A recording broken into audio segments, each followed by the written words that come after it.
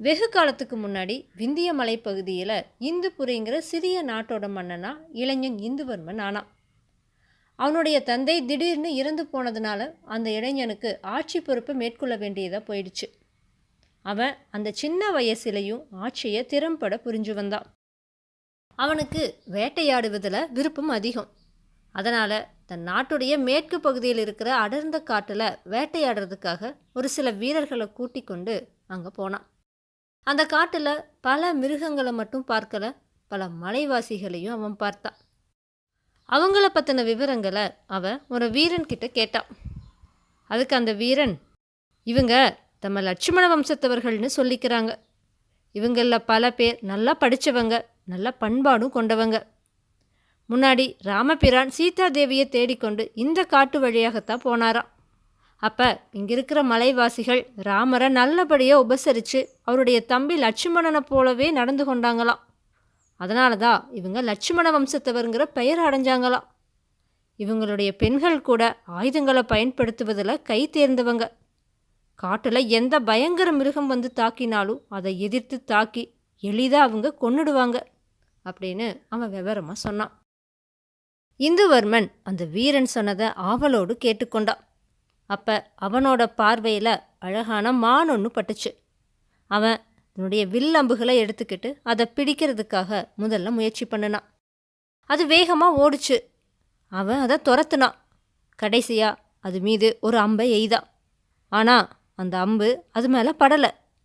அதே சமயம் இன்னொரு பக்கத்தில் யாரோ எய்த அம்பு அந்த மானை தாக்குனதுனால மான் துடிதுடித்தவாறே விழுந்துச்சு. அதை பார்த்த இந்துவர்மன் ஆச்சரியப்பட்டு அசையாமல் நின்னான். அப்போ ஒரு கருப்பு குதிரை மேலே சவாரி செஞ்சுக்கிட்டு வந்த லட்சுமண வம்ச பெண் ஒருத்தி கீழே விழுந்து கிடந்த மானை அணுகுனான். அந்த இளம் பெண்ணை பார்த்து இந்துவர்மன் மேலும் திகைச்சே போனான். அவ மலைசாதி பெண்களைப் போல உடை அணிந்து ஆபரணங்களை போட்டு கொண்டிருந்தாலும் அவளோட அழகு நல்லா வெளிப்பட்டு கொண்டு தான் இருந்துச்சு. மானின் பக்கமாக தன்னுடைய குதிரையை நிறுத்தி கீழே இறங்கிய அவ கொஞ்ச தூரத்தில் இருந்த இந்துவர்மனை பார்த்து ஆச்சரியப்பட்டாலும் அவனுக்கு பணிவாக வணக்கம் செலுத்தினான். அதுக்கப்புறமா நடந்த பேச்சுவார்த்தையில் அவ மலை சாதியினருடைய தலைவருடைய மகளான சம்பகம்னு இந்துவர்மன் தெரிஞ்சுக்கிட்டான். அவளோ அவனை தன்னுடைய இருப்பிடத்துக்கு அழைச்சிட்டு போனான். இந்துவர்மனுடைய வருகையால் பூரித்து போன சம்பகத்துடைய தந்தை, அரசே, நீங்கள் 2 நாட்களாவது இங்கே தங்கி எங்களை கௌரவிக்க வேண்டும் அப்படின்னு வேண்டிக் கொண்டான். இந்துவர்மனும் அதுக்கு இணங்கி அங்கேயே இருந்தான். அந்த 2 நாட்களில் சம்பகத்துடைய இனிய கானமும் பண்பான உபசரிப்புகளும் அவனை அவகிட்ட ரொம்பவுமே ஈர்த்துச்சு. அவனும் அவளிடத்துல, நான் உன்னை மணக்க விரும்புகிறேன் அப்படின்னு சொல்லி தன்னுடைய மனசில் உள்ள ஆசையை வெளிப்படுத்தினான். அவளும் தலை குனிஞ்சவாறே, அரசே, நான் மனதில் எண்ணியதையே நீங்கள் கூறிவிட்டீர்கள். அது என் பாக்கியமே.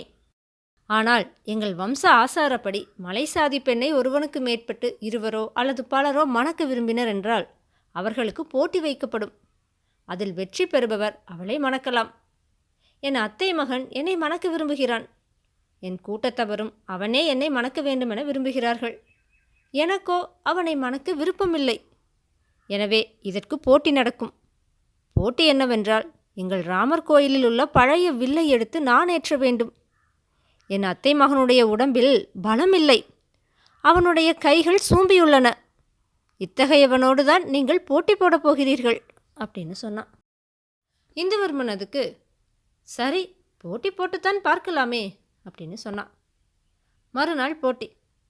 அதுக்கு வந்த சம்பகத்துடைய அத்தை மகன்கிட்ட இந்துவர்மன் என்ன சொன்னானாம், நீ போட்டியில் வென்றாலும் கூட நீ சுகமாக அவளோடு வாழ்க்கை நடத்த முடியுமா? அவள் மனதை அறிந்தாயா? நீயே பார் அப்படின்னு சொன்னான். அவனும் சம்பகத்தை பார்த்தா. அவளோட முகம் வாடி இருந்துச்சு. கண்களில் கண்ணீர் நிறைந்து வழிந்து கொண்டிருந்துச்சு.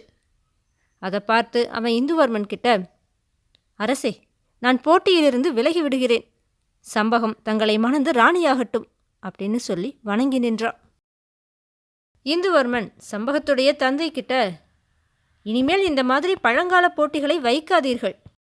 பெண்ணின் மனதில் என்ன உள்ளது என்பதை அறிந்து செயல்படுங்கள் அப்படின்னு சொல்லி போட்டிக்கு வைக்கப்பட்டிருந்த வில்லை தூக்கி எறிஞ்சா. வேதாளம் இந்த கதையை விக்ரமாதித்தன் கிட்ட சொல்லி, மன்னனே, இந்துவர்மன் சம்பகத்தின் அத்தை மகனிடம் பேசி போட்டியிலிருந்து விலக செய்ததும் பழங்கால வில்லை தூக்கி எறிந்ததும் சரியான செயலா? மன்னன் என்ற அகம்பாவத்தால் தான் இப்படி செய்தானா? அந்த மலைவாசிகள் வம்ச பரம்பரையாக கடைபிடித்து வரும் பழக்கம்தான் அந்த போட்டி என்பதை இந்துவர்மன் அறிந்துதானே இருந்தான். அவன் போட்டியில் கலந்து கொண்டு சம்பகத்தின் அத்தை மகனிடம் பேசி அவனுடைய மனதை மாற்றி அந்த போட்டியிலிருந்து விலக செய்தான். இது எந்த வகையில் நியாயம்?